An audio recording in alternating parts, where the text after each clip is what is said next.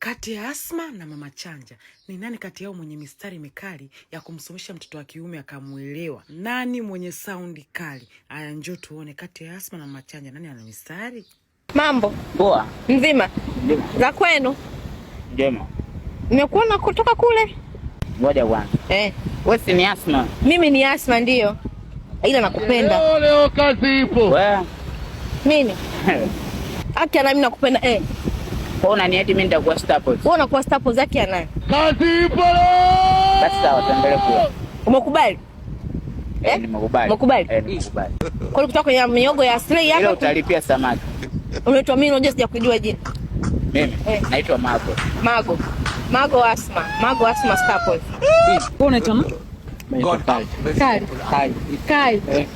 Asante sana. Unaweza kuteleza. Unakaa? Mimi nakaa Kinondoni. Kinondoni huko hivi nyumba zinakuwa nzuri? Zipo. Unaje ukapanga Masaki hivi au Mikocheni? Natamani lakini muda bado.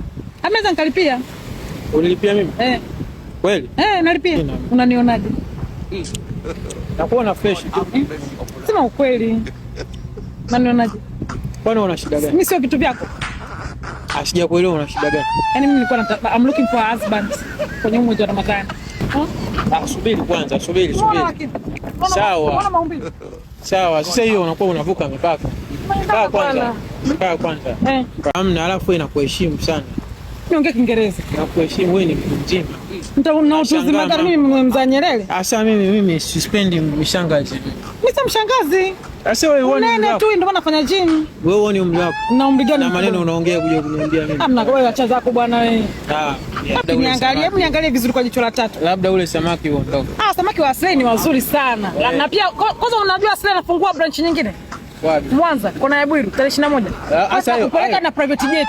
Hayo ndo maneno kwa sababu mimi napendaga sana samaki wa Slay. Kwa naweza nikaenda. Subiri kwanza bwana. Kwa Slay Miogo anafungua branch Mwanza. Tunasikia kula sana kwa Slay.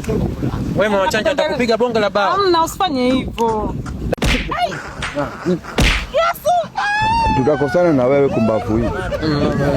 Esta njoo. Tutakosana na wewe. Kwambia kitu. Anakusaidia hapa Slay Miogo. Kumbe hicho ni chakula tu. Hicho ni chakula. Ungesema. Mwambie maacha uoga. Yaani mimi hapa kama wewe si mkubwa. Mimi hapa niko nasema hivi.